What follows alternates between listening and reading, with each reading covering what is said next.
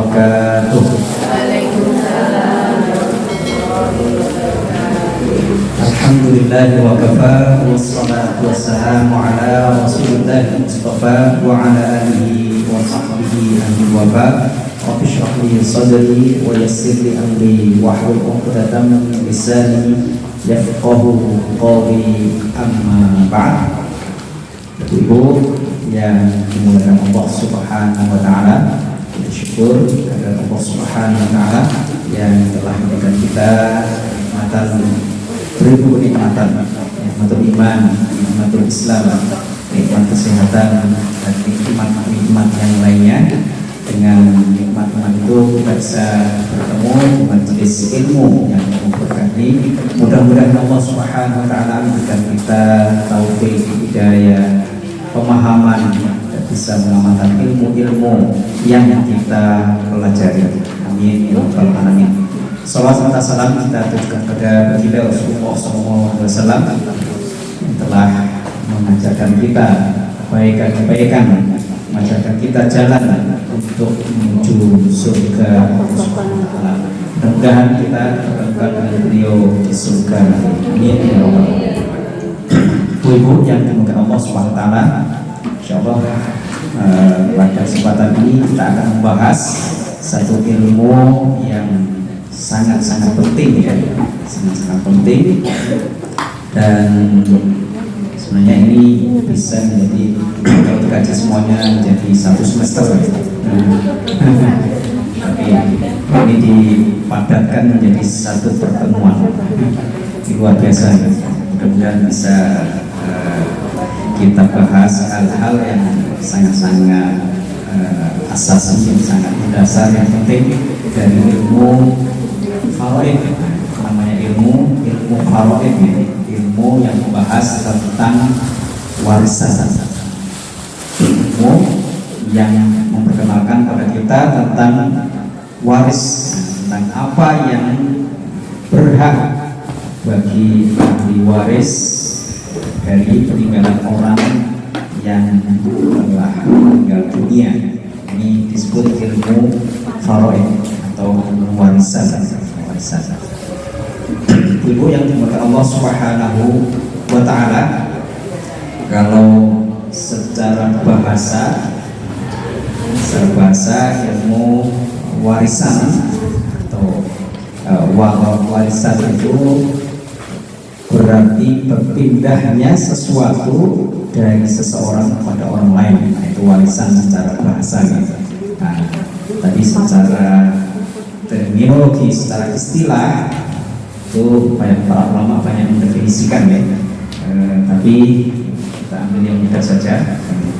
Definisi berpindahnya hak kepemilikan, warisan itu berpindahnya hak kepemilikan harta legal dan syar'i dari orang yang meninggal kepada ahli warisnya yang masih hidup. Nah, ini yang disebut ilmu warisan. Waratha yarithu, warisan. Berpindahnya hak kepemilikan harta legal dan syar'i, jadi hartanya dibenarkan secara syariat dimiliki oleh orang yang meninggal itu. Dari siapa? Dari orang yang meninggal kepada ahli warisnya yang masih hidup. Nah, jadi ahli waris yang berhak itu ya yang masih hidup. Kalau sudah meninggal ya tidak perlu lagi, ya. Tapi nanti ada pembahasan tentang detailnya tentang itu. Baik, ibu-ibu yang dimuliakan Allah Subhanahu wa taala, kita bahas dulu tentang kelebihan atau keutamaan ilmu faraid. Ilmu faraid. Dalam sebuah hadis Rasulullah SAW bersabda, "Ta'allamul faraidha wa 'allimuhu fa innahu yunsa wa huwa awwalu ma yunza'u min ummati." Paham, ya? Umatnya yang paham.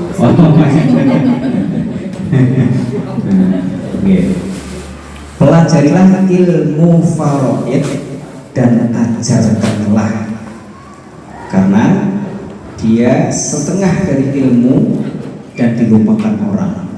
Nah, ini dan dia adalah yang pertama kali akan dicabut dari umatku. Sabda Rasulullah. Hadis riwayat Ibnu Majah, At-Tirmidzi dan Al-Hakim. Jadi ilmu faraid itu ilmu yang sangat dianjurkan oleh Rasulullah untuk dipelajari dan diajarkan.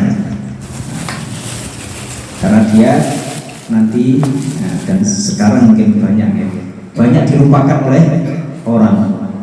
Ini dari berapa puluh ini yang menguasai ilmu faraid ada berapa ini? Nah itu sudah terjadi di masa kita sekarang bahwa ilmu faraid ini banyak dilupakan orang, padahal ini sangat-sangat penting.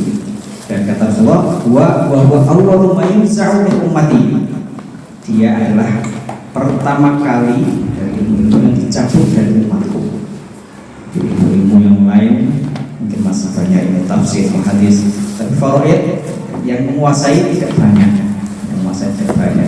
Artinya dicabut ya, para ulama yang menguasai tentang faraid juga tidak banyak. Mungkin alim, tapi ketika bicara tentang faraid mungkin belum tentu menguasai. Maka dari itu ini sangat-sangat dianjurkan oleh Rasulullah SAW untuk dipelajari. Bahkan dalam sebuah ayat surah An-Nisa ayat 14, Allah SWT berfirman, wa may ya'sillaha wa rasulahu wa yata'adda hududahu yudkhilhu naran khalidan fiha wa lahu 'adzabun muhin. An-Nisa ayat 14. Dan orang-orang yang mendurhakai Allah dan Rasulnya dan melanggar ketentuan-ketentuannya, dalam hal ini adalah hukum waris, ayat bicara tentang warisan, niscaya Allah memasukkannya dalam api neraka kekal di dalamnya, baginya siksa yang menghinakan. Masya Allah, mengerikan ya. Mendurhakai Allah dan Rasulnya dan melanggar ketentuan-ketentuan hukum waris dalam pembagian warisan, apa ancamannya? Saya mau memasukkannya ke dalam api neraka. Masya Allah, panasnya api neraka. Nah, api di dunia aja ada yang bisa gak kepanasan kena api, ada nggak? Nggak ada. Jual Nabi Ibrahim masukkan api tapi tidak bakar karena izin Allah SWT. Nah, karena itu api neraka itu berlipat-lipat panasnya dari api di dunia. Dari itu ayat ini mengancam bagi orang yang tidak menerapkan ketentuan-ketentuan Allah dalam ilmu waris ini dan membagi warisan, maka akan dimasukkan dalam api neraka kekal di dalamnya, baginya siksa yang menghinakan, walau adzabun muhin. Insyaallah ini mengerikan ya. Jadi penting sekali kita paling tidak mengetahui bahwa menerapkan pembagian warisan sesuai syariat itu sangat-sangat penting. Karena kalau tidak, kalau kita menghindar atau menjauhi atau sengaja melanggar aturan ini, maka akan dimasukkan Allah ke dalam api neraka. Ini na'udzubillah min dzalik. Ibu-ibu yang dimuliakan Allah SWT, kok sudah tekan dengan api neraka? Yeah. Dalam ilmu warisan atau faraid itu ada rukunnya. Apa? Rukun. Sebagaimana sholat, wudhu dan ibadah-ibadah yang lain ada rukunnya, dan juga muamalah transaksi-transaksi itu ada rukunnya. Warisan juga ada rukunnya.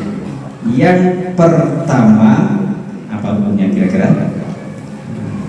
Kalau bahasanya muwaris, apa muwaris itu? Tidak tahu Ustaz. Ini bahasa Indonesia juga pewaris. Nah, pemilik harta, orang meninggal yang memiliki harta warisan itu disebut muwaris atau pewaris Indonesia. Muwaris. Aceh. Indonesianya pewaris, orang yang mewariskan, itu disebut mewaris. Orang yang meninggal, yang mempunyai harta yang akan diwaris, itu namanya pewaris. Yang kedua, rukun yang kedua adalah apa kira-kira? Ahli waris.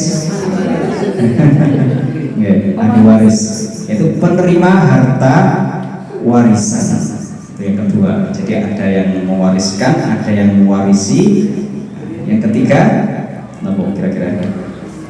Warisannya. Kalau nggak ada warisannya nggak perlu dibagi.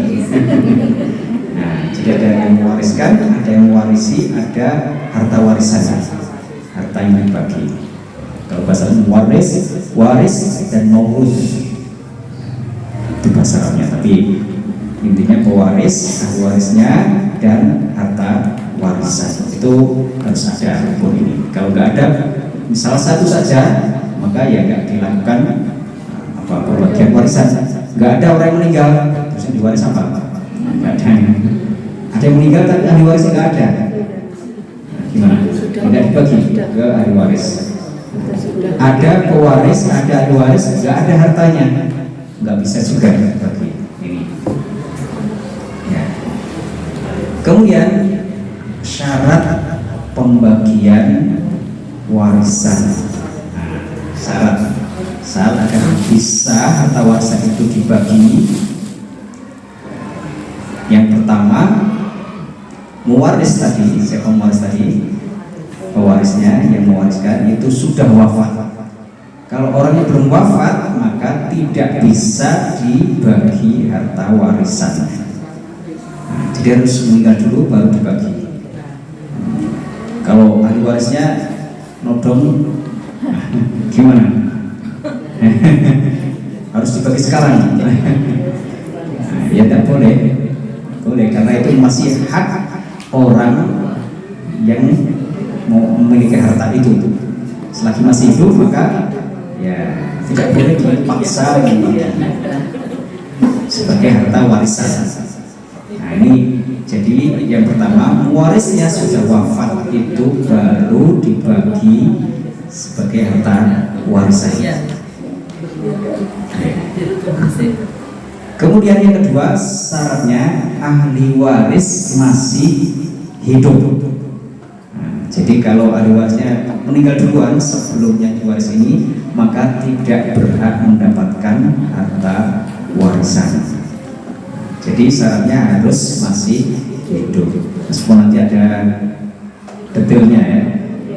Detail misalnya ahli warisnya sudah meninggal duluan, padahal dia punya anak-anak. Ini dalam apa?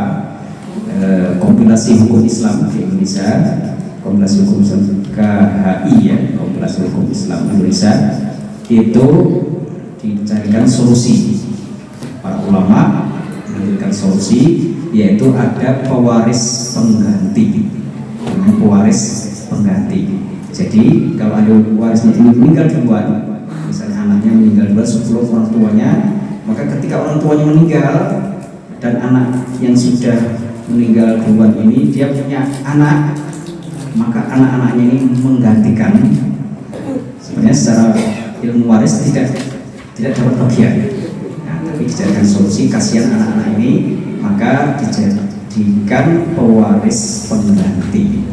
Nah, jadi bagiannya ya nanti diberikan bagian yang seharusnya anak tadi yang ketika masih hidup, seandainya masih hidup, dibagikan sebesar bagian dia, kemudian baru dibagi ke anak-anaknya. Itu di Indonesia. Kalau di Mesir namanya ada wasiah wajibah. Wasiah wajibah itu apa? Nah, jadi sebelum meninggal, misalnya anaknya meninggal duluan, kemudian orang tuanya sudah kerosok, kayaknya sudah nggak lama lagi, maka dia harus berwasiat memberikan apa, bagian atau memberikan harta kepada cucunya yang orang tuanya meninggal duluan tadi dari bapaknya. Ini namanya wasiat wajibah. Itu di Mesir memakai istilah wasiat wajibah. Tapi kalau di Indonesia itu tidak harus wasiat, tapi langsung jadi pewaris pengganti. Karena ini untuk kemaslahatan cucu-cucunya, misalnya cucunya tidak punya harta, anak yang meninggal tadi tidak punya harta, maka ya dikasih bagian dari anak yang sudah meninggal duluan dari orang tuanya tadi, kemudian baru dibagi kepada ahli warisnya, ahli waris yang sudah meninggal duluan tadi. Ini wasiat wajibah. Jadi apa tadi? KHI, kompilasi hukum Islam di Indonesia. Nah, ini kalau dalam fikih syaratnya tadi ahli waris masih hidup, tapi di Indonesia dijadikan jalan keluar nih bagi yang sudah meninggal duluan dan punya anak-anak.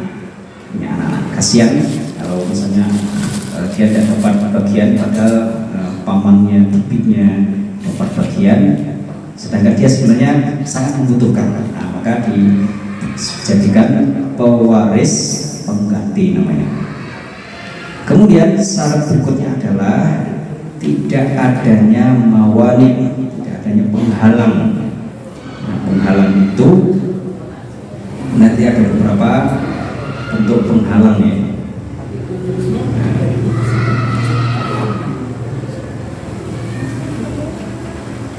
Nah, penghalang ini penghalang itu apa saja yang bisa menghalangi seseorang dari menerima warisan. Yang pertama adalah pembunuhan. Misalnya ahli warisnya pengen cepat dapat warisan, alhamdulillah, kemudian mempercepat, orang tuanya dibunuh. Nah, ini ketika terbunuh, maka justru anak yang membunuh ini tidak berhak mendapat warisan. Karena dalam kaidah fikih itu dikatakan bahwa man ista'jala syai'an uqiba bihirmanihi. Paham ya? Alhamdulillah. Nah, barang siapa yang mempercepat sesuatu yang belum waktunya, maka dia dihukum dengan tidak diberi apa yang dia inginkan tadi.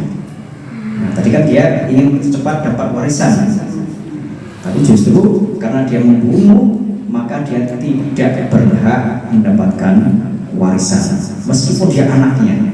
Nah, karena dia membunuh, maka dia tidak berhak mendapatkan harta warisan dari orang tuanya yang dibunuh itu. Nah, ini yang menghalangi apa? Mendapatkan warisan. Ini tadi jadi syarat seseorang mendapatkan warisan tapi tidak adanya penghalang. Penghalang pertama pembunuhan. Yang kedua, penghalang yang bisa menghalangi seseorang mendapatkan warisan adalah perbedaan agama. Nah, misalnya orang tuanya Islam, anaknya non-Muslim, maka anaknya itu tidak berhak mendapatkan warisan. Yang berani yang sesama Muslimnya, Muslim, dia punya anak misalnya beberapa, kemudian sebagian dia keluar dari Islam misalnya, maka dia tidak berhak mendapatkan warisan. Jadi yang menghalangi pembagian warisan itu adalah perbedaan agama. Nah, bagaimana kalau sebaliknya, misalnya orang tuanya non-Muslim, anaknya Muslim? Nah, kalau seperti itu nanti ada perbedaan pendapat para ulama. Ada yang tidak membolehkan karena perbedaan agama itu, ada yang membolehkan karena dalam kaidah al-Islamu ya'lu wa la yu'la alaihi. Islam itu lebih tinggi dan tidak ada lagi yang lebih tinggi. Nah, ini ulama Indonesia mengambil yang ini, yaitu ketika yang orang tuanya non Muslim kemudian anaknya Muslim, dia berhak mengambil satu pendapat yang membolehkan mewarisi orang tuanya. Tapi kalau sebaliknya maka tidak boleh sama sekali, tidak ada yang membolehkan karena perbedaan agama itu. Kemudian yang menghalangi juga, yang menghalangi pembagian warisan, yang keberapa tadi? Tiga, yaitu perbudakan. Sekarang nggak ada lagi perbudakan. Nah, di dunia sekarang nggak ada lagi perbudakan seperti dulu, kecuali di Jawa Barat dan Malaysia. Di Jawa Barat dan Malaysia ada namanya budak-budak. Budak tapi bukan budak, istilah dulu ya. Budak di Jawa Barat itu artinya apa? Ada orang Jawa Barat? Nggak ada. Budak di Jawa Barat itu artinya anak. Kalau manggil anak itu, mana budak-budak itu? Kayak upin-upin itu juga bahasa upin-upin, budak-budak itu kan anak artinya. Nah, tapi bukan perbudakan seperti dalam istilahnya, itu hanya bahasa saja. Ya, jadi seandainya ada seorang budak, dia punya orang tua meninggal, orang tuanya bukan budak, maka tidak berhak mendapatkan warisan atau sebaliknya. Nah, ini yang tapi sekarang nggak perlu dibahas ya, nggak ada lagi. Jadi yang menghalangi tadi adanya pembunuhan atau perbedaan agama. Baik, kemudian ada perkara-perkara yang berkaitan dengan harta warisan. Masih connect ya? Ini warisannya agak kayak matematika, jadi agak tegang sedikit. Yang berkaitan dengan harta warisan, yang pertama adalah hendaklah diselesaikan segala perkara yang bersangkutan dengan harta pusaka seperti zakat. Nah, misalnya dia harusnya bayar zakat tapi belum bayar, meninggal duluan, maka harus diselesaikan, dibayar zakatnya, bayar zakatnya.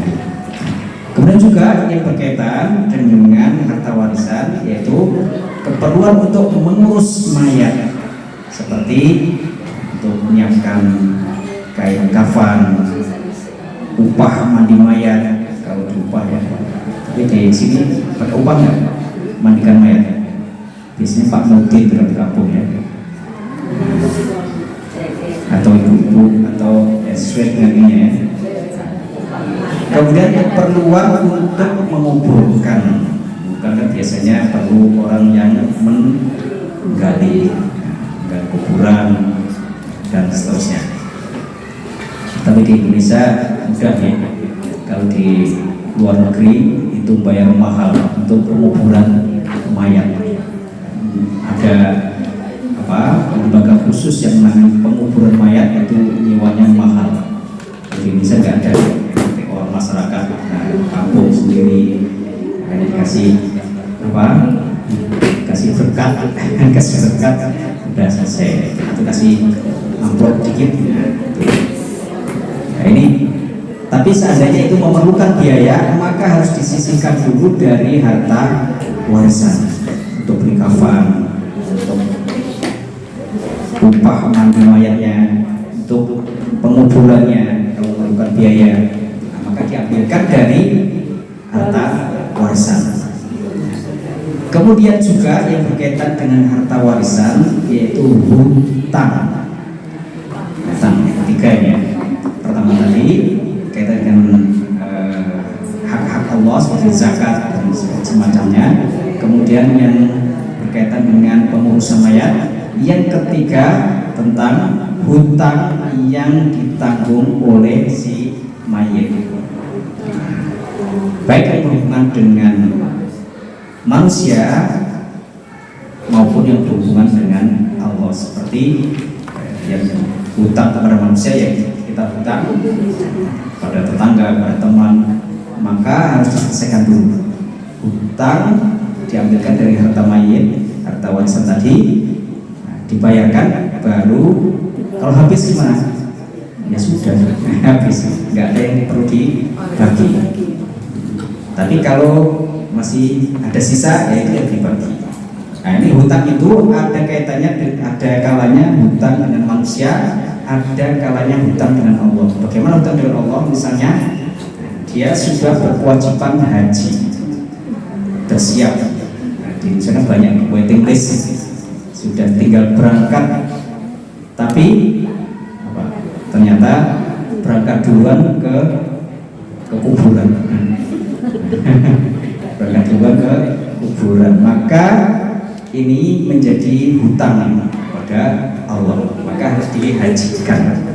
Ini pada suatu hari, pada saat Rasulullah SAW masih ada seorang perempuan menghadap Rasulullah dan menanyakan, ya Rasulullah, apakah boleh aku menghajikan orang tuaku, ibuku? Dulu sudah kewajiban haji, tapi apa? Tapi ternyata belum sempat, sudah dipanggil oleh Allah Subhanahu Wa Taala. Maka apakah boleh aku menghajikannya? Kata Rasulullah, Wallahi ahaqqu ayyuqadha. Hutang kepada Allah itu lebih berhak untuk dilunasi. Nah, haji kan hutang kepada Allah. Nah, maka ya istilah sekarang kan dibadali, badal haji, badal haji, maka dihajikan. Maka itu diambilkan dari harta warisan. Tapi sekarang kan sudah masuk bank ya, ONH-nya sudah masuk bank, tinggal diambil, misalnya minta dibadali orang lain. Atau yang penting berkewajiban menghajikan itu. Kemudian ketika mayit sebelum meninggal dia punya wasiat untuk memberikan harta kepada seseorang.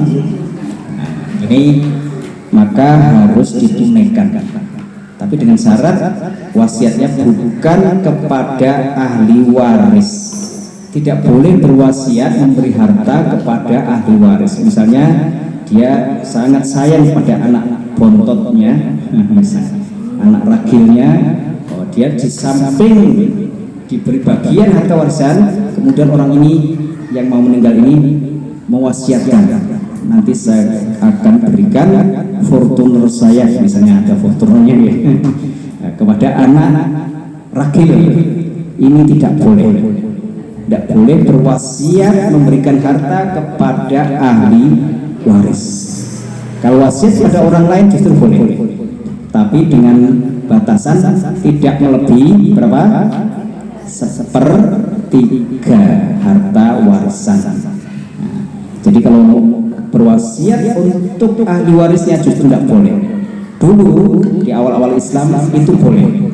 Dalam surat Al-Baqarah dikatakan, kutiba alaikum idza hadara ahadakumul mautu in taraka khairan wasiyatu lil walidain wal aqrabin. Jika bahkan kutiba bahasa kutiba alaikum itu wajib idza hadara ahadakumul maut, kalau orang mau meninggal maka dia harus berwasiat untuk memberi harta kepada kedua orang tuanya dan kerabatnya, artinya ahli waris. Itu sebelum turun ayat-ayat warisan. Ayat warisan itu ada dalam surat An-Nisa. Surat Nisa itu kalau hafal surat Nisa dan memahami, insya Allah warisan sudah melendeng, ada paham semua. Nah itu karena ayat-ayatnya semua ada di surah An-Nisa. Nah, kalau dalam surat Al-Baqarah tadi, Al-Baqarah itu sebelum turun surat An-Nisa, maka diwajibkan orang yang mau meninggal berwasiat memberi harta kepada orang tuanya, kedua orang tua, kerabat-kerabatnya, termasuk anak-anaknya itu. Ini boleh, bahkan wajib. Tapi setelah turun ayat-ayat yang berkaitan dengan warisan, tidak boleh lagi berwasiat memberi harta kepada ahli waris. Kata Rasulullah SAW, Innallaha qad a'ta kulla dzi haqqin haqqahu fala wasiyata li waris. Sesungguhnya Allah telah memberikan hak kepada orang-orang yang berhak, yaitu tentunya itu warisan itu bagian-bagiannya sudah jelas. Fala wasiyata li waris. Maka tidak boleh lagi berwasiat memberi harta kepada ahli waris. Itu. Bahkan warisan itu ayat-ayat Al-Quran membahas secara detail pembagian warisan. Ini satu-satunya pembahasan yang detail sampai angka-angkanya itu hanya warisan. Kalau yang lain sholat itu justru di Quran hanya global. Aqimis sholat, dirikanlah sholat, hanya begitu. Caranya bagaimana baru dijelaskan di hadis. Tapi warisan detail mulai pembagiannya, bagiannya berapa, itu sangat detail, dan hanya warisan inilah yang pembahasan dalam Al-Quran secara detail. Kalau yang lain sifatnya banyak yang global. Tentang puasa kan kutiba alaikumusiyam, global juga. Puasanya bagaimana, yang membatalkan hukum-hukumnya, nah itu dijelaskan dalam hadis. Tapi waris itu dijelaskan secara detail. Kenapa? Karena memang tadi di awal kita sampaikan warisan itu akan dilupakan oleh umat Islam, maka Allah membahas secara detail biar diingat-ingat bahwa dalam ayat ini sudah dijelaskan secara detail, maka tinggal kita mengamalkannya. Tinggal kita mengamalkan ayat-ayat yang menjelaskan tentang pembagian warisan itu. Ini. Jadi itu tadi wasiat, dan wasiat ini harus ditunaikan tadi tidak boleh melebihi berapa? 1/3 harus ditunaikan sebelum pembagian warisan. Jadi kalau punya misalnya tadi hutang harus ditunaikan dulu, wasiat ditunaikan dulu, kemudian hak-hak yang lain zakat, haji, kemudian untuk pengurusan mayat jenazah itu diselesaikan dulu, baru kalau ada sisa, kalau ada sisa, kalau nggak ada ya nggak ada yang dibagi. Kalau ada sisa baru dibagi untuk ahli waris. Nah ini itu pembagian warisan. Nah kemudian ini secara urutannya, kalau prosesnya, kalau dalam pembagian warisan itu yang berkaitan dengan harta warisan tadi diselesaikan dulu. Nah, pertama dipilah dulu harta warisan itu yang mana saja, karena bisa jadi meninggal ternyata hartanya ada yang campur dengan harta suami, misalnya ada harta istri jadi satu. Sekarang kan modelnya digabung gitu. Tapi sebenarnya suami maupun istri itu punya hak masing-masing memiliki harta. Istri punya kepemilikan, punya hak untuk memiliki rekening sendiri, punya harta sendiri. Suami juga seperti itu. Nah, kemudian ketika meninggal, hartanya yang mana harus diperjelas dulu. Kalau ada yang gabung tadi, istilahnya sekarang ada gonogini, maka ya dipisahkan dulu. Ini harta suami mana, harta istri mana, harta orang yang meninggal mana, harta istrinya yang mana. Misalnya ini dulu bareng-bareng kerja, misalnya punya perusahaan, maka dianggap yaitu syirkah berarti separuh diberikan dulu milik istrinya, separuh untuk suaminya. Ini kalau bareng-bareng kerja dan dijadikan satu hartanya. Tapi sebenarnya hendaknya baiknya itu disendirikan mana harta istri, harta suami semenjak masih hidup, sehingga ketika meninggal jelas ini harta warisan mana, harta yang masih hidup mana. Nah, tapi kalau terjadi misalnya tadi bareng-bareng kerja sudah jadikan satu hartanya, maka dianggap misalnya kalau jelas misalnya modalnya itu ya berarti sesuai dengan porsi modalnya. Tapi kalau enggak, pokoknya bareng-bareng saja, maka dibagi dua langsung. Separuh dibuat yang masih hidup, yang separuh lagi dijadikan harta warisan. Nah, itu. Jadi dipilah dulu hartanya. Mana harta yang menjadi harta warisan, mana yang bukan. Mana harta bersama, mana milik pihak lain. Nah, ini harus dipilah-pilah sehingga nanti jelas. Oh, harta warisan itu ini. Misalnya 2M, nah, jelas. Tanahnya 200 hektar. Karena banyak tanahnya misalnya. Ini jelas, harus diperjelas dulu. Nah, kemudian tadi kan harta warisan dipilah dulu. Kemudian biaya pengurusan jenazah. Nah, ini di reng-reng. Misalnya biaya rumah sakitnya berapa, memandikan, kafan, menyolatkan, menguburkan. Kalau menguburkan biaya, maka disisihkan dari harta warisan yang sudah jelas tadi. Nah, kemudian setelah itu apa? Pembayaran hutang atau zakat atau haji tadi misalnya. Nah, harus diambilkan juga. Berapa? Setelah itu pelaksanaan wasiat. Wasiatnya berapa? Tidak boleh melebihi sepertiga harta warisan. Nah, setelah itu semua selesai, baru pembagian warisan. Nah, itu pembagian warisan. Nah, secara umum pembagian warisan itu detail ada dalam surah An-Nisa itu ya. Kalau hafal, insya Allah mudah mengingat-ingat. Misalnya meninggal, kemudian punya anak. Kalau anak ada anak laki perempuan, maka dalam ayatnya gimana? Ada yang hafal? Nah, ayat 11-12 ya Ustaz ya, An-Nisa 11-12. Bunyinya gimana?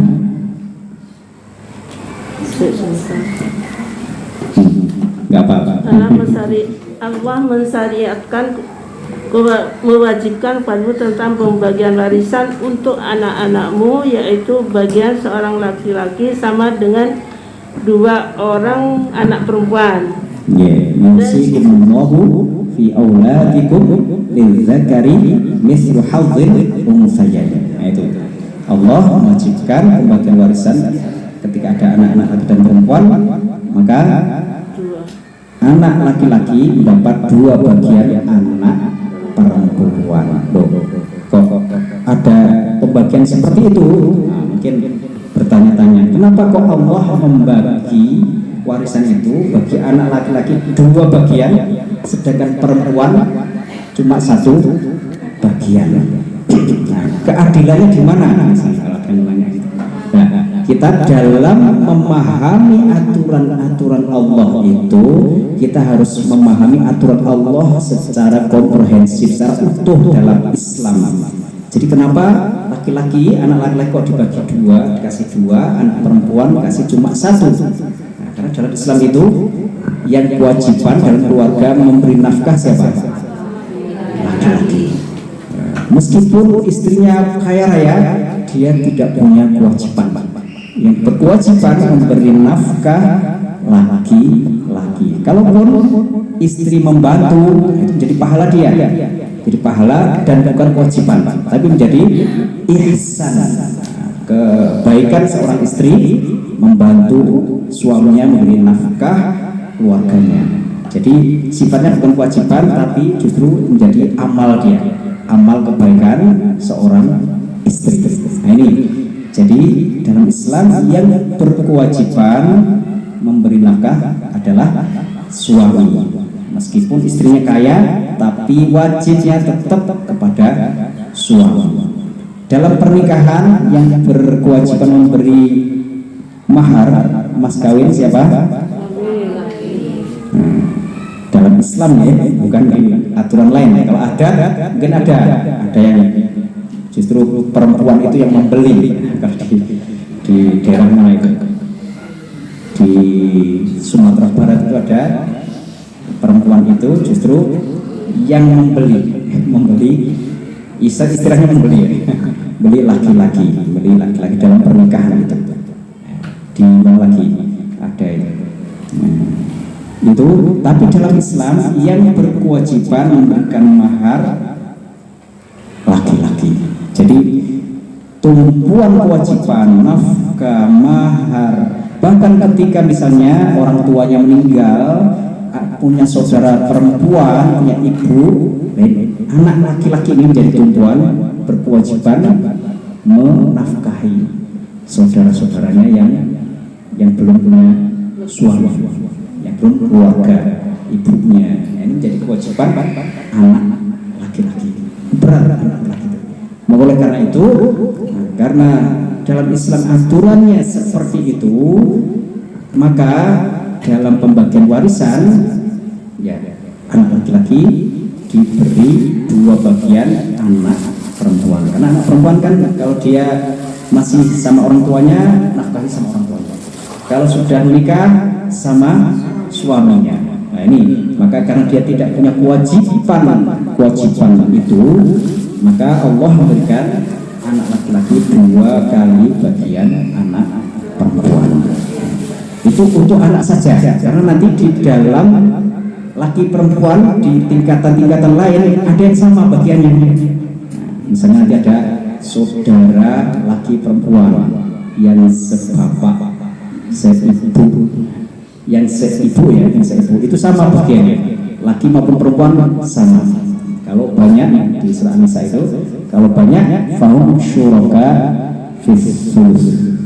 Itu mereka mendapat bagian yang sama antara laki-laki dan perempuan. Dan juga nanti beberapa dalam kondisi-kondisi yang lain itu ada yang sama. Jadi ini khusus untuk anak, maka 2 kali bagian anak perempuan. Itu ya.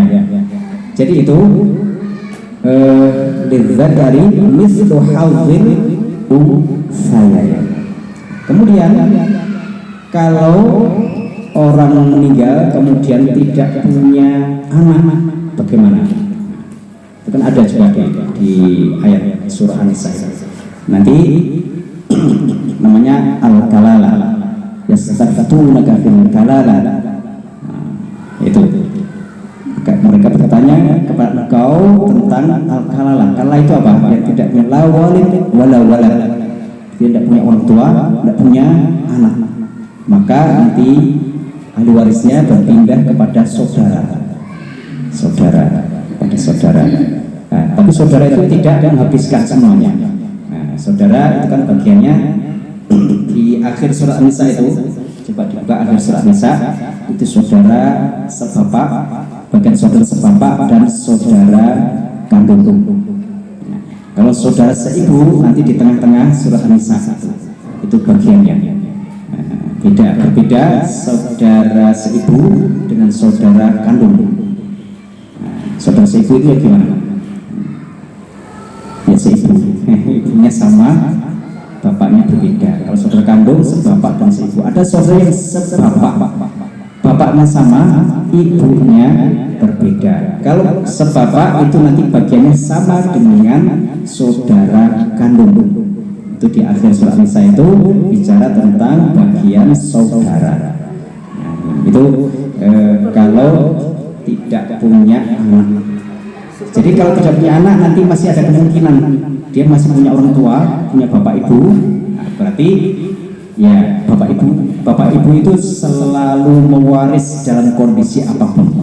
Misalnya dia ada yang meninggal, punya bapak, punya ibu, maka dia berhak mendapatkan warisan dalam kondisi apapun, ada anak maupun tidak punya anak, tapi hanya berbeda sedikit tentang pembagiannya, tapi tetap berhak mendapatkan bagian. Nah, kalau punya anak berapa? Wali abawaihi, dalam ayat itu disebutkan bahwa bagiannya adalah kalau tidak punya anak maka si siapa? Ibu seperenam, bapak menjadi asobah. Asobah itu apa? Asobah itu yang menghabiskan sisa. Nah, menghabiskan sisa. Jadi kalau ada bapak dan nggak ada anak, maka bapak ini yang jadi asobah. Tapi kalau masih punya saudara, punya anak atau punya anak, punya saudara, maka bapak dan ibu mendapatkan berapa?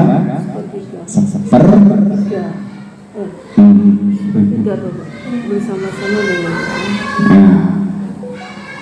seperti berapa? Sudus itu berapa? Seperenam.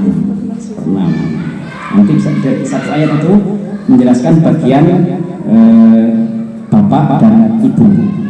Bapak ibu kalau tidak punya anak, tidak punya saudara, maka ibu mendapatkan sulus. Sulus itu berapa? Sepertiga. Kemudian sisanya bapak untuk bapak asobah. Kalau punya anak, punya saudara, maka ibu berapa? Dapat seperenam. Jadi kalau ada anak ataupun saudara maka seperenam, bapak juga seperenam. Meskipun nanti dalam detail permasalahan nanti ada permasalahan di situ, tapi kita secara umum saja nanti pusing. Jadi kalau tidak punya anak maka maka ada kemungkinan punya bapak, punya ibu. Kalau punya bapak, punya ibu, nah ini jelas mendapatkan. Punya suami, punya istri, istri suami mendapatkan bagian. Berapa bagian suami? Jadi satu halaman di atas itu, walakum nisfu ma taraka azwajukum illam yakul lahunna walad. Kamu ini bagi seorang suami ketika istrinya meninggal kalau tidak punya anak mendapat berapa? Nisf itu berapa? Separuh, setengah. Nah, setengah. Kalau punya anak baik laki maupun perempuan berapa? Fa in kana lahunna waladun falakumur rubu'. Berapa? Seperempat. Jadi kalau punya anak baik laki maupun perempuan, suami mendapat seperempat. Kalau istri itu semua minta wasiat yosi nabiha audain. Setelah tadi pembagian wasiat, pembayaran hutang maupun wasiat, itu semua begitu. Kemudian kalau istri berapa? Walahunna, dia mendapatkan seperempat kalau tidak punya anak suaminya. Gak punya anak baik laki maupun perempuan, maka istri mendapatkan berapa? Seperempat. Kalau punya anak berapa? Seperdelapan. Ini istri minta wasiatin usuna biha audain, seperdelapan itu. Nah, jadi istri, suami, bapak, ibu. Nah, kemudian juga kalau tidak ada, nanti ada saudara. Nah, saudara dan saudara nanti pembagiannya dilihat ini termasuk saudara seibu atau saudara sebapak atau saudara kandung, maka menyesuaikan pembagiannya berbeda. Beda saudara seibu dan saudara sekandung dan sebapak. Sekandung dan sebapak sama pembagiannya, itu di akhir surat An-Nisa itu al-kalalah gitu. Kemudian apalagi kira-kira ya. Nah, nanti dalam warisan itu ada namanya ashabul furud. Ashabul furud itu yang punya bagian bagian yang sudah ditentukan dalam ayat maupun hadis. Jadi sudah ada bagiannya setengah, seperempat, seperenam, seperdelapan, 2/3. Ini namanya ashabul furud. Ashabul furud itu ahli waris yang bagiannya sudah ditentukan, namanya ashabul furud.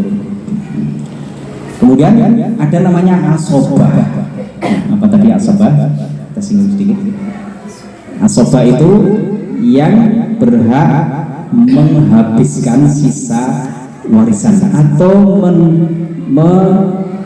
mengambil seluruh warisan. Kalau nggak ada yang lain yang berhak, maka dia seluruhnya menjadi haknya. Itu namanya asobah. Kalau ada ashabul furud, dibagi dulu ashabul furud. Jadi asobah ini bisa dapat buahnya, bisa dapat sedikit, tergantung sisanya. Karena dia asobah itu mendapatkan sisa. Kalau sisa banyak berarti dapat banyak. Tapi kalau sisa sedikit ya berarti sedikit, tergantung sisanya. Nah, dibagi dulu yang ashabul furud yang punya bagian yang sudah tertentu dulu, yang setengah, yang sepertiga, seperenam, yang lain yang tidak terhalang maka diberikan bagiannya dulu, kemudian baru diberikan kepada asobah.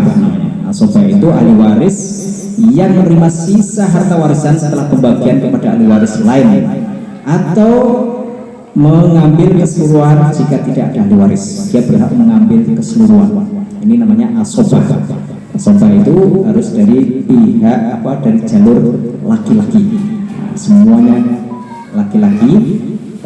Kecuali nanti ada asobah bil ghair dan asobah ma'al ghair. Ini bahasan. Jadi itu bisa masukkan perempuan. Kenapa dia bisa ikut asobah? Karena nyantol kepada laki-laki, nyantol pada laki-laki atau nyantol pada yang lain. Itu. Jadi tidak karena dirinya sendiri. Tapi kalau asobah yang dia sendiri, dirinya sendiri, itu asobah yang laki-laki. Kemudian ada ahli waris yang mahjub. Apa mahjub itu? Ahli waris yang terhalang mendapatkan bagian warisan. Mahjub itu karena dia terhalang ahli waris yang lebih dekat. Misalnya saudara, ada saudara. Kalau ada anak, maka saudara, ada anak laki-laki, maka saudara tidak dapat semuanya. Nah, kalau ada anak laki-laki, maka saudara tidak mendapat sama sekali. Nah, namanya mahjub, terhalang. Ada paman, ada anak, paman nggak berhak sama sekali. Nah, ada kakek, ada bapak, maka yang berhak bapak, kakek terhalang. Nah, jadi mahjub itu terhalang dari warisan karena ada yang lebih dekat. Itu ada yang lebih dekat. Berbeda dengan terhalangnya tadi yang karena ada pembunuhan atau baik tadi perbedaan agama. Itu bukan karena ada yang lebih dekat, tapi karena memang ada unsur pembunuhan atau perbedaan agama atau tadi perbudakan, tapi nggak ada sekarang. Nah ini, tapi mahjub itu sebenarnya dia seorang ahli waris tapi tidak berhak mendapat warisan karena adanya ahli waris lain yang lebih dekat dengan orang yang meninggal dari jalur ini. Nah, ahli waris keseluruhan itu ada berapa? Laki-laki itu ada 15, perempuan itu ada 10. Nah, jadi semuanya berapa? 25 ya. Kalau ada semuanya ahli waris laki maupun perempuan tadi, maka yang berhak mendapatkan siapa saja? Kalau ada semuanya, misalnya cucu-cucu ada semua, kakek, ada hanya 5 orang. Yang kalau ada semuanya, yang berhak hanya 5 orang. Pertama suami atau istri, kemudian ayah, ibu, anak laki-laki dan anak perempuan. Nah itu 5 itu. Kalau ada semuanya, jadi yang laki-laki itu ada anak laki-laki, cucu laki-laki dan anak laki-laki dan terus ke bawah. Bapak, kakek dari bapak, kakek dari bapak dan terus ke atas. Kemudian saudara laki-laki sekandung, saudara laki-laki sebapak, saudara laki-laki seibu. Ini yang laki-laki semua dulu ya. Nah, kemudian ada anak laki-laki saudara laki-laki sekandung. Gimana itu? Anak laki-laki ya ponakan ya, dari saudara laki-laki sebapak sekandung. Kemudian paman yang sekandung dengan bapak. Ada paman sekandung dengan bapak. Kemudian anak laki-laki paman yang sekandung dengan bapak. Nah, jadi apa ini kalau istilah kita? Anak laki-laki paman sepupu, misanan ya, misanan. Anak laki-laki paman yang sebapak dengan bapak, tadi sekandung dengan bapak, yang sebapak dengan bapak. Kemudian suami dan laki-laki yang memerdekakan pewaris. Ini tapi sekarang nggak ada ya, tentang perbudakan. Ini laki-laki. Laki-laki ada berapa tadi? 15. Kalau perempuan 10. Anak perempuan, cucu perempuan dari anak laki-laki harus dari anak laki-laki yang berhak menjadi anak waris. Kemudian ibu, nenek dari ibu, nenek dari bapak, saudara perempuan kandung, saudara perempuan bapak sebapak, saudara perempuan seibu, istri, wanita yang memerdekakan si pewaris. Maksudnya gimana? Yang memerdekakan pewaris, dia memerdekakan pewaris dulu budak, diperdekakan, kemudian punya harta banyak, meninggal, nggak punya ahli waris, maka yang mewaris, yang memerdekakan ini yang jadi ahli warisnya. Nah itu maksudnya. Tapi sekarang nggak ada ya. Tuh, jadi ada 25 itu, 15 laki-laki, 10 perempuan. Kalau ada semuanya, yang berhak 5 orang. Ada yang tadi siapa? 5 orang berhak. Nah, 2. Ada yang mengulang tuh? Silen? Enggak ada. Suami atau istri, bapak, ibu, anak laki-laki atau perempuan. Nah itu aja yang berhak mendapat warisan kalau ada semua ahli waris. Dan yang lainnya tuh kalau ada 5 ini mahjub. Apa mahjub itu tadi? Terhalang karena ada yang lebih dekat. Nah, ini yang bukan ahli waris itu siapa saja? Ini mungkin ada pertanyaan. Yang bukan ahli waris pertama adalah anak angkat atau anak asuh. Ini sebenarnya secara hukum dalam Islam itu tidak diperbolehkan mengadopsi anak, itu tidak boleh. Nah, tidak boleh. Dulu boleh. Dulu bahkan Nabi juga pernah itu mengangkat anak, namanya siapa? Zaid bin Harithah. Dulu di kecilnya disebut Zaid bin Muhammad karena diangkat anak oleh Rasulullah, maka disebut Zaid bin Muhammad. Setelah turun ayat wa ma Muhammadun aba ahadin min rijalikum walakin Rasulullah. Itu setelah turun ayat itu maka tidak boleh lagi mengadopsi anak. Mengadopsi artinya apa? Dinisbahkan nasabnya kepada orang yang mengangkat anak itu. Tapi kalau hanya merawat itu tidak ada masalah. Yang penting tidak dinisbahkan nasabnya kepada dia. Dia boleh mengangkat anak atau merawat anaknya saudaranya, anak siapa, atau enggak punya bapak ibu. Nah, itu boleh. Bahkan rawat anak yatim piatu itu kan justru pahalanya besar. Tapi yang tidak boleh itu menisbahkan nasabnya kepada dirinya. Misalnya perempuan ini binti yang mengasuh itu. Nah, itu tidak boleh. Tapi kalau hanya mengasuh saja tidak ada masalah. Kan punya pondok pesantren itu mengasuh anak banyak. Nah, tapi yang tidak dinasabkan kepada Pak Kiai ini. Nasabnya itu, maka seandainya ada punya anak asuh itu bukan termasuk ahli waris, tidak berhak mendapatkan warisan. Tapi dari harta warisan tidak berhak, tapi tadi kan boleh berwasiat.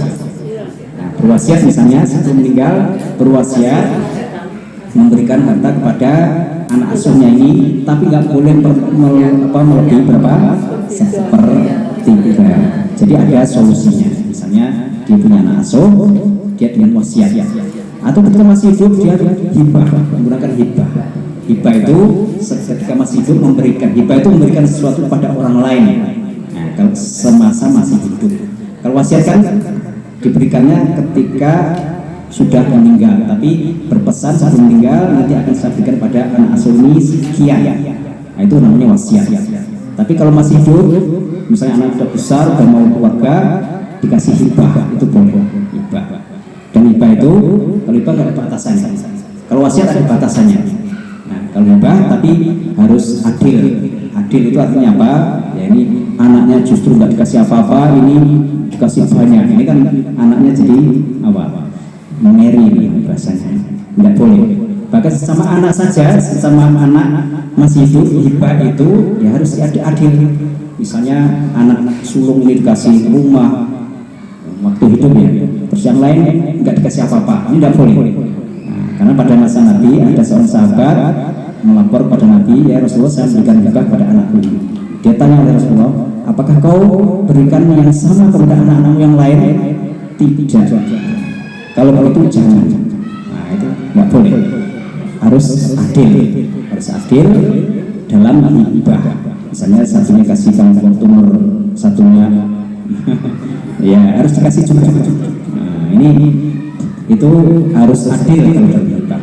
Ya, jadi anak asuh tidak berhak mendapat bagian harta warisan, tapi bisa misalnya dengan wasiat atau dengan hibah ketika masih hidup. Kemudian juga yang bukan ahli waris, mantan suami atau mantan istri.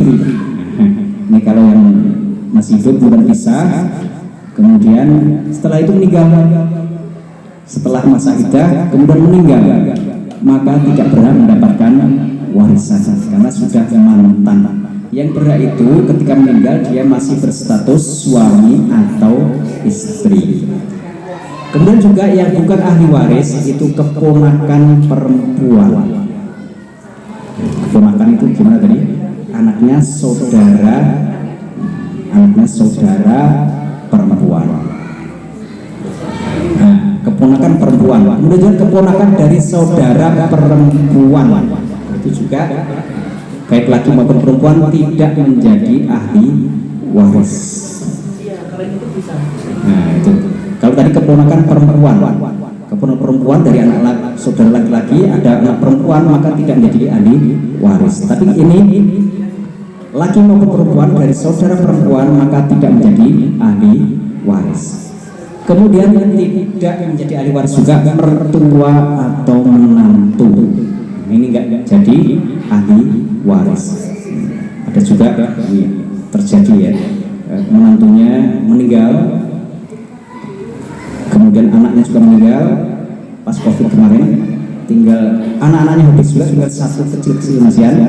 Kemudian ada cerita itu di mertuanya yang ya bukan netelin hartanya padahal buahnya.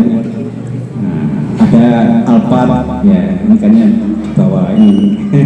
Ini tidak berhak mendapatkan harta warisan, jadi mertua atau menantu. Ya. Kemudian juga saudara ipar, ini nggak berhak ya, saudara ipar. Kemudian cucu dari anak perempuan, ini juga tidak berhak mendapatkan harta warisan. Kemudian paman atau bibi jalur ibu, ini juga tidak menjadi ahli waris. Paman, bibi, dan ibu. Kalau bapak itu masih ada.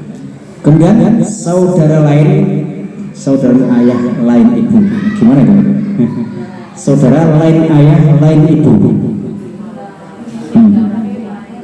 Gimana?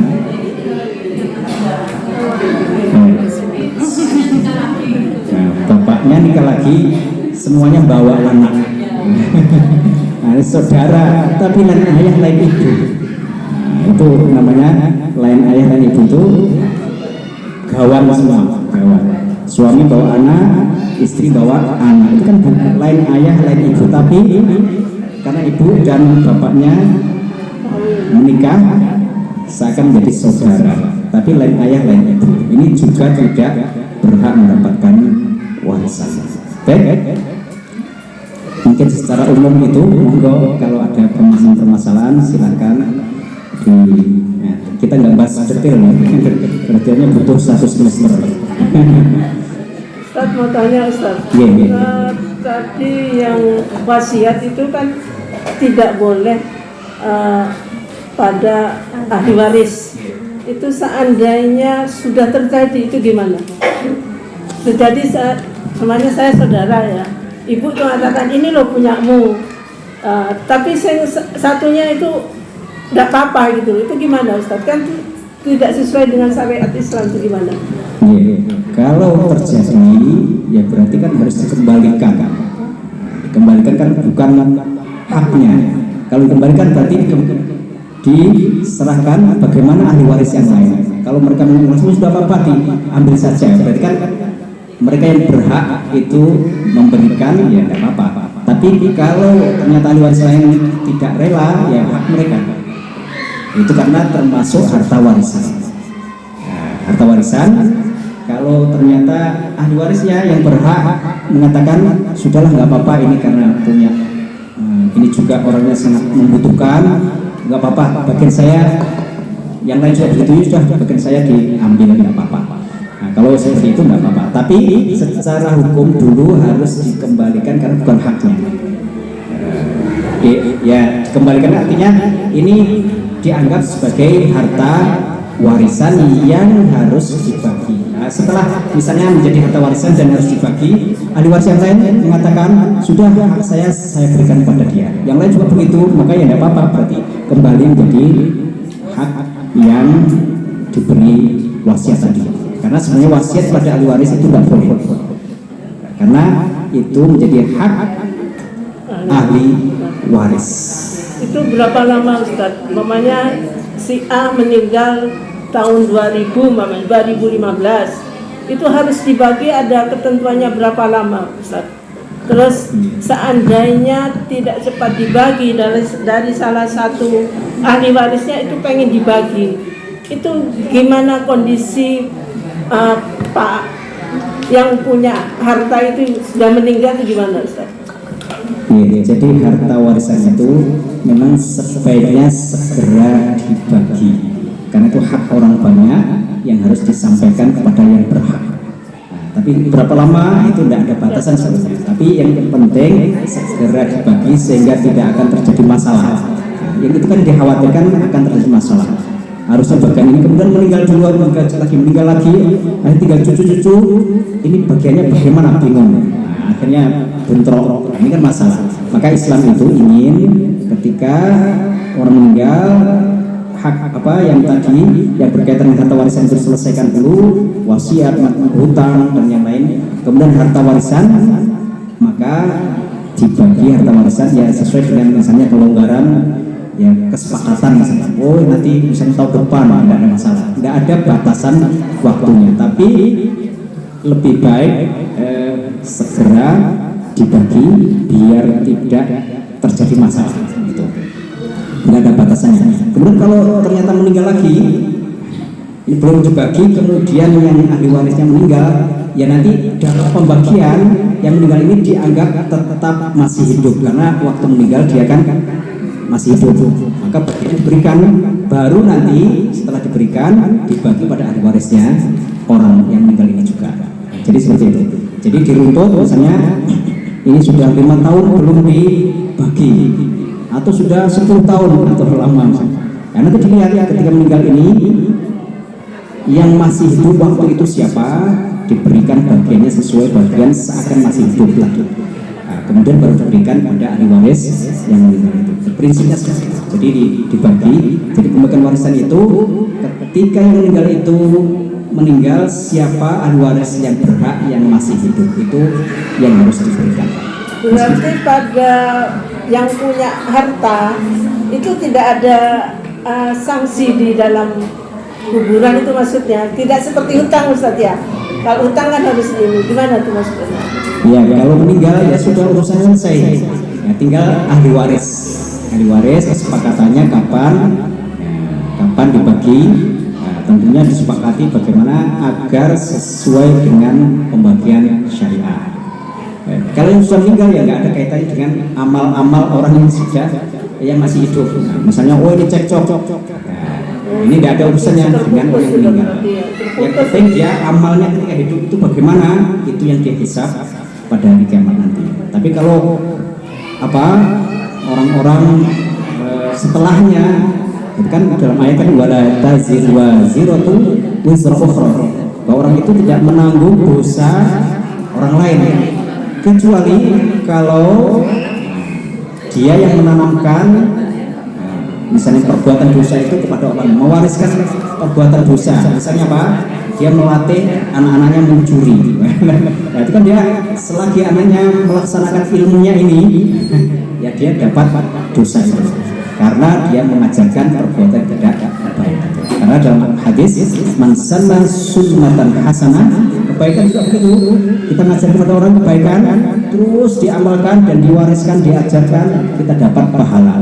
Dengan juga mengajarkan keburukan, ya dia dapat keburukan sebagaimana orang yang melakukan itu. Ya karena memang sering ada bilang kalau nggak dibagi kasihan nanti yang meninggal gitu. Kita sering bilang gitu ya. Apalagi kalau kita cekcok gitu. Iya. Kasihan itu ya nggak ada kaitannya. Selagi dia amalnya apa itu yang dihisab. Nah, itu kalau cekcoknya ya orang yang masih hidup sendiri ya, orang yang hidup yang dihisab. Apakah dibagi dengan aturan syariah apa tidak? Ya orang yang hidup ini yang nanti dipertanggungjawabkan.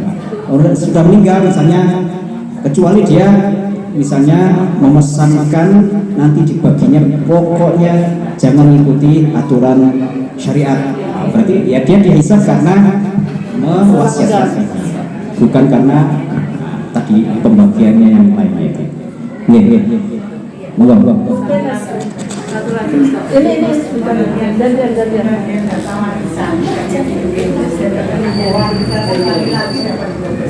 Sama mau ditanya ke saya.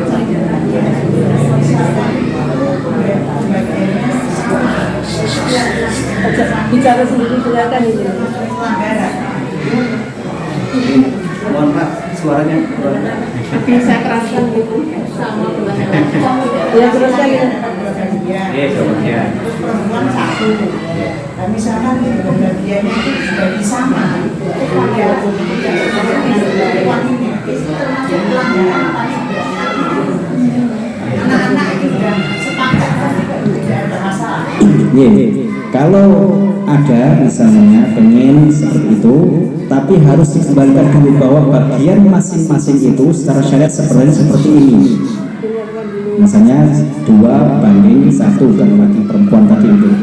Nah, kemudian setelah itu misalnya yang laki-laki sudah bagian saya ikhlaskan diberikan. Nah, itu berarti kan hak dia. Tapi kalau dari awal dibagi rata tidak mengikuti aturan syariat, ya itu berarti ya melanggar aturan syariat. Berarti orang tuanya dosa, Pak? Orang tua sudah nggak ada urusan tadi, sudah meninggal kan. Orang tuanya masih ada. Itu ada warisan dari suaminya dibagikan ke putra-putranya gitu Ya orang tua masih ada yang diwaris terus siapa? Nah, ini suami istri. Ya sama istri. Suami ini dapat waris dari orang tuanya berupa tanah. Tanah itu dijual terus sama yang istrinya ini, anakku lima, anaknya siji tak bagi kabeh. Podo. Itu tanggung jawabnya ke yang ibunya ini berarti. Iya, yang bagi. Iya, yang meninggal suami berarti ya. Meninggal suami ada harta warisan. Warisan dari orang tuanya suami. Kemudian dibagi rata. Iya. Yang bertanggung jawab ya orang yang masih hidup. Yang masih hidup, yang membagi itu disepakati seperti apa? Ya, yang bertanggung jawab ya yang menyepakati itu. Kalau semuanya sepakat dibagi secara warisan syariah, ya berarti itu orang yang barokah insya Allah. Nah, kalau ternyata dibagi disepakati sudah bagi rata, syariat nggak usah. Nah, ini berarti yang tanggung jawab mereka semuanya. Karena menyepakati sesuatu yang melanggar syariat. Tapi secara hukum juga baginya rata Ustaz. Secara umumnya. Ya kalau hukum negara memang dibagi rata. Tapi kalau kita seorang yang beriman, mestinya kan yang mengikuti aturan syariat. Surat An-Nisa ini harus mengikuti An-Nisa 11-12. Makanya sebisa mungkin disepakati bahwa bagian masing-masing sesuai dengan aturan syariat. Meskipun nanti kayak tadi ternyata yang laki-laki sudah saya ikhlaskan untuk saudara saya yang perempuan karena lebih membutuhkan, karena dia mungkin hartanya sudah banyak, nggak memerlukan, ya itu nggak apa-apa. Tapi yang penting disepakati dulu bahwa sesuai aturan syariat. Setelah prakteknya dibagi, setelah itu masing-masing yang laki-laki itu saya nggak butuh, kasih yang perempuan nggak apa-apa, boleh, karena haknya dia memberikan.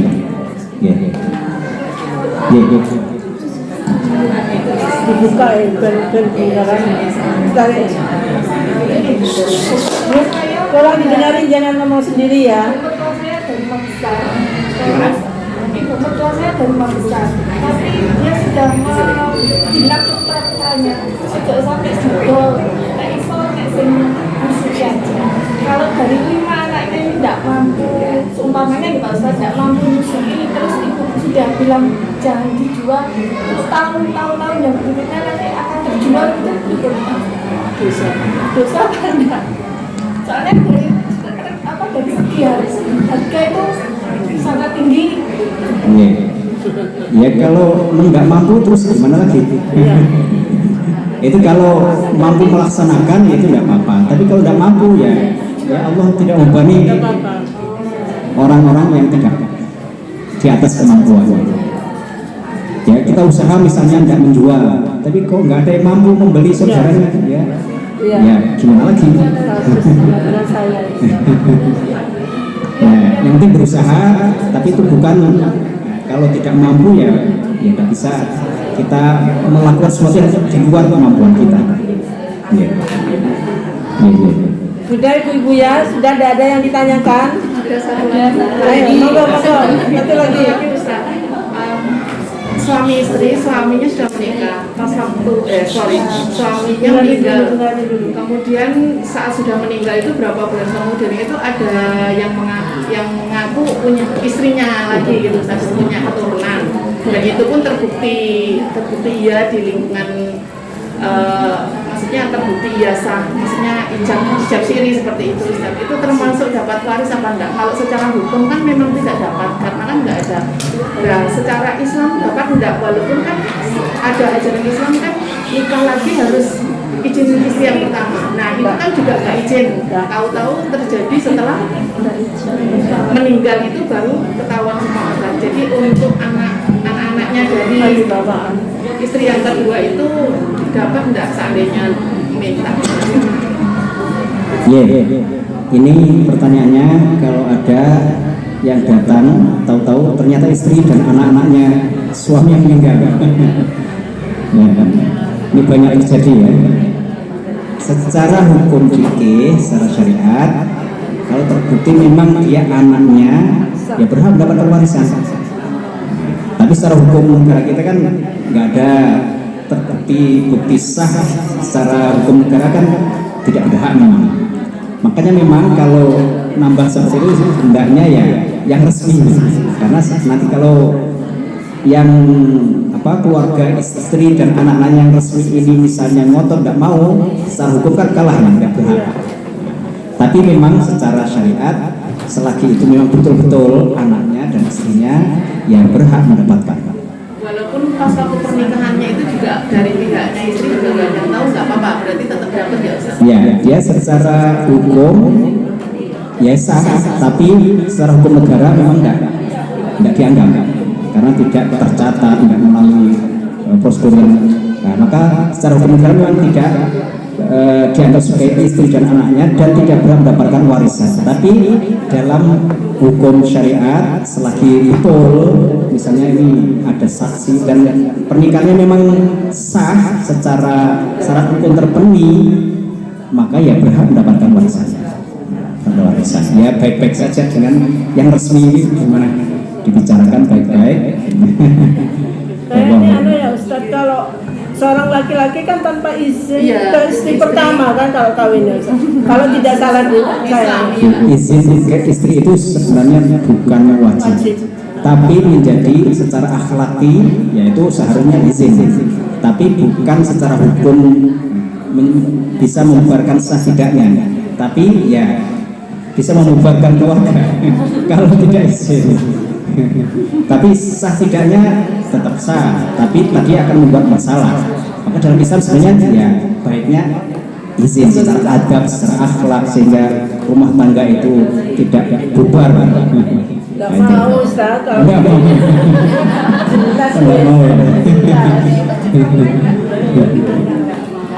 Ya itu. Tapi secara hukum ini memang kalau sah tidaknya tetap sah selagi syarat hukumnya terpenuhi. Tapi ya tadi secara negara yang tidak dianggap. Dan fatwa-fatwa para ulama juga sebenarnya tadi ya mengharuskan ya secara resmi biar dalam Islam kan pengen keluarga itu juga tidak bubar. Keluarga itu baik-baik. Kalaupun nambah yang baik-baik. Kalau tidak setuju komunikasi tidak baik ya nanti masalah. Wallahu a'lam bishawab. Baik, sambung ya. Dan Ustaz, monggo ditutup sampai dengan doa Ustaz biar barokah. Baik, kita doa, mudah-mudahan ilmunya bermanfaat dan mudah-mudahan kita bisa mengamalkan apa yang kita pelajari. Al-Fatihah. Bismillahirrahmanirrahim. Alhamdulillahirrahmanirrahim. Iyyaka na'budu wa iyyaka nasta'in. Shiratal mustaqim. Shiratal ladzina an'amta 'alaihim. Bismillahirrahmanirrahim. Allahumma shalli ala Muhammad wa ala Muhammad walhamdulillahi rabbil alamin. Hamdan yu'afina ma'aka bi mazidah rabbana lakal hamdu kama yanbaghi li jalali wajhika wa sultanik. Allahumma inna nas'aluka mujibati rahmatik wa azaima maghfiratik wa salamatan bil wa ghanimatan bil wal fawza bil jannati wal najata min nar. Allahumma la tada'na dhanban illa maghfirtahu wa rahmatan illa satrtahu wa la maridatan illa shafaitahu wa la hamman illa farajtahu wa la daynan illa qadaytahu wa la hajatan fi dunya wal akhirati qadaytahu ya sartahu ya arhamar rahimin. Allahumma ighfir lana dhunubana wa li walidayna warhamna kama rabbana saghara. Allahumma ighfir lil mu'minina wal mu'minat wal muslimin wal ahya'i minhum wal amwat. Allahumma a'inna 'ala dhikrika wa syukrika وحسن عبادتك ربنا هب لنا من أزواجنا وذريتنا قرة أعين واجعلنا للمتقين إماما اللهم إنا نسألك علما نافعا ورزقا واسعا وشفاء من كل داء ربنا آتنا في الدنيا حسنة وفي الآخرة حسنة وقنا عذاب النار وصلى الله على سيدنا محمد وعلى آله وصحبه وسلم سبحان ربك رب العزة عما يصفون وسلام على المرسلين الحمد لله رب العالمين. الفاتحة.